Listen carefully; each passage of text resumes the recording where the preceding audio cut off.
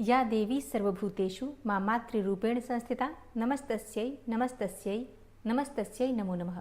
ओम दुम दुर्गाय नमः। 22 सितंबर 2025 सोमवार से शारदीय नवरात्रि का प्रारंभ हो चुका है। इन पूरे 9 दिनों में विधि विधान से माँ दुर्गा की हम आराधना करते हैं और इसलिए ये 9 दिन बहुत महत्वपूर्ण होते हैं।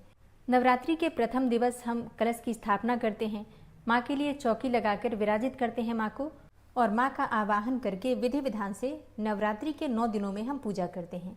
नवरात्रि की अष्टमी और नवमी ये दोनों तिथियाँ बहुत महत्वपूर्ण होती हैं, क्योंकि जैसे हम प्रतिपदा पर कलश की स्थापना करते हैं और माँ का आवाहन करते हैं, उसी प्रकार से अष्टमी और नवमी पर कन्या पूजन करते हैं, हवन करते हैं और फिर कलश का विसर्जन करते हैं। तो कहीं कहीं पर अष्टमी के दिन और कई स्थानों पर नवमी के दिन कलश का विसर्जन करते हैं, कन्या पूजन और व्रत का पारण करते हैं।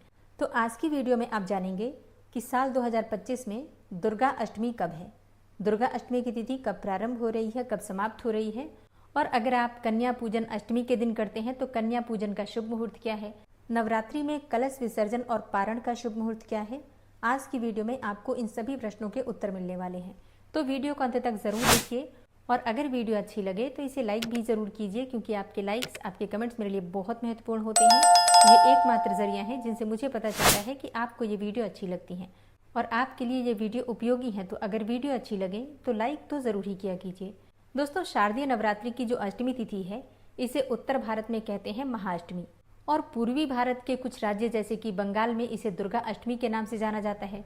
नवरात्रि की अष्टमी पर माँ दुर्गा के 8वें स्वरूप माँ महागौरी की पूजा हम करते हैं। तो सुबह के समय माँ की पूजा करते हैं और उसके बाद हवन इत्यादि करके कन्या पूजन आप कर सकते हैं।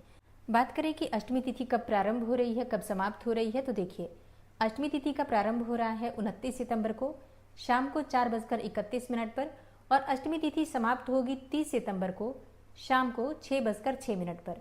तो ऐसे में 30 सितंबर 2025 को दुर्गा अष्टमी अर्थात महाअष्टमी मनाई जाएगी, और फिर 1 अक्टूबर 2025 को महानवमी मनाएंगे, ठीक है। और 2 अक्टूबर 2025 को विजयदशमी अर्थात दशहरा मनाया जाएगा।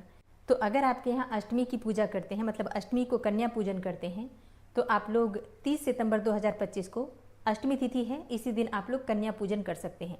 अच्छा, कई भक्त हैं जो कि पहले दिन और आखिरी दिन व्रत धारण करते हैं, जैसे कि अगर आपके यहाँ अष्टमी पूजी जाती है तो आप सप्तमी को व्रत धारण करते हैं और फिर अष्टमी को कन्या पूजन हवन इत्यादि करते हैं।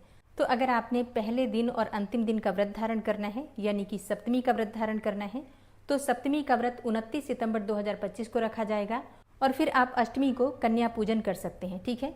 जिनके यहाँ अष्टमी पूजी जाती है उन्हें ये कार्य करना है। अगर आपके यहाँ नवमी की पूजा होती है और आप प्रतिपदा तिथि और अंतिम दिन व्रत धारण करते हैं, तो ऐसे में आप 30 सितंबर को व्रत धारण करेंगे, मतलब पहले और आखिरी दिन का, और फिर 1 अक्टूबर को आप अपने व्रत का समापन करते हैं, कन्या पूजन हवन इत्यादि करते हैं। अच्छा, जो भक्त पूरे 9 दिन का व्रत धारण करते हैं तो आप 22 सितंबर से प्रारंभ करते हैं व्रत का, मतलब प्रारंभ आपने कर दिया है। अब आप 1 अक्टूबर 2025 को नवमी तिथि के दिन माँ सिद्धिदात्री की पूजा करेंगे, कन्या पूजन करेंगे, हवन करेंगे, और उसके बाद मतलब 1 अक्टूबर को आप अपना व्रत खोल सकते हैं। अच्छा, कई लोग हैं जो कि दशमी में व्रत खोलते हैं, तो ऐसे में आप 2 अक्टूबर को दशमी तिथि में अपने व्रत का पारण कर सकते हैं। जिन भक्तों ने पूरे 9 दिन के व्रत धारण किए हैं, या तो आप लोग नवमी में यानी कि 1 अक्टूबर को व्रत खोलेंगे, या फिर अगर आपके यहाँ दशमी में व्रत खोला जाता है, मतलब बहुत से स्थानों पर दशमी तिथि में ही व्रत खोलते हैं, तो ऐसे में आप लोग 2 अक्टूबर को व्रत खोल सकते हैं, ठीक है। कलश का विसर्जन हम करेंगे दशमी तिथि के दिन। नवमी तिथि में कन्या पूजन हवन जब आप करते हैं तो आप कलश को थोड़ा सा हिला देते हैं कलश विसर्जन के तौर पर, लेकिन चौकी इत्यादि हटाने का कार्य हम करते हैं दशमी तिथि के दिन। तो कलश का विसर्जन कब करना है, कैसे करना है, संपूर्ण जानकारी के लिए आने वाली वीडियो आप लोग जरूर देख लीजिएगा, ठीक है। तो उसमें सारी विधि आपको मिल जाएगी। और अब जानते हैं कि अगर आप अष्टमी तिथि पर कन्या पूजन कर रहे हैं तो आपके लिए कन्या पूजन का शुभ मुहूर्त क्या है। देखिए, इस दिन आप सुबह के समय सुबह 5:01 से सुबह 6:13 तक आप कन्या पूजन कर सकते हैं, और दूसरा मुहूर्त आपको प्राप्त हो रहा है सुबह 10:41 से दोपहर 12:11 तक। इसके अलावा अभिजीत मुहूर्त है जो कि 11:47 से दोपहर 12:35 तक रहेगा। तो अभिजीत मुहूर्त भी बहुत श्रेष्ठ माना जाता है। तो इस समय में भी आप कन्या पूजन कर सकते हैं, हवन कर सकते हैं, जो भी कार्य आपका है आज का आप लोग कर सकते हैं, ठीक है।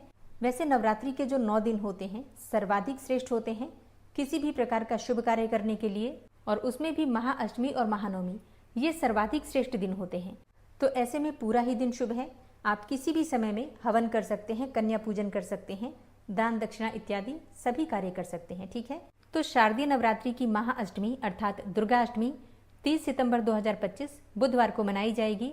कन्या पूजन के लिए विशेष रूप से आप कन्याओं को आमंत्रित करके उनका विधि विधान से स्वागत कीजिए और कन्याओं के पैर दूध से धुलाना चाहिए। मतलब जिस जल से आप कन्या के पैर धोते हैं उसमें आप थोड़ा सा दूध डाल दीजिए और थोड़ी सी गुलाब की पंखुड़ियाँ डालकर इसी से कन्याओं के पैर धुलाएं। फिर उनके माथे पर कुमकुम लगाकर और विधि विधान से माँ दुर्गा का 9 स्वरूप मानकर उनकी पूजा कीजिए और उनके हाथों में कलावा बांधें, माथे पर उनके चुन्नी ओढ़ाएं और फिर माँ दुर्गा का ध्यान करके हलवा, पूरी, चने इत्यादि का भोग अर्पित कीजिए। फिर उन्हें दक्षिणा देकर, उपहार देकर और पूरे श्रद्धा भाव से कन्याओं के पैर छूकर उनका आशीर्वाद लेना चाहिए। माँ के नाम का जयकारा अपने घर में लगवाइए और तब उनकी विधि विधान से श्रद्धा भाव से उनकी विदाई कीजिए। इस प्रकार से नवरात्रि के अष्टमी या फिर नवमी पर हम कन्या पूजन करते हैं तो हमारे जीवन की किसी भी प्रकार की बाधा हो तो उससे मुक्ति मिल जाती है। कन्याओं को अष्टमी तिथि पर, नवमी तिथि पर उपहार क्या दें, इसकी जानकारी आपको आने वाली वीडियो में मिल जाएगी। तो आने वाली वीडियो ज़रूर देखिए। मिलती हूँ मैं आपसे अगली वीडियो में, तब तक के लिए जय श्री राधे।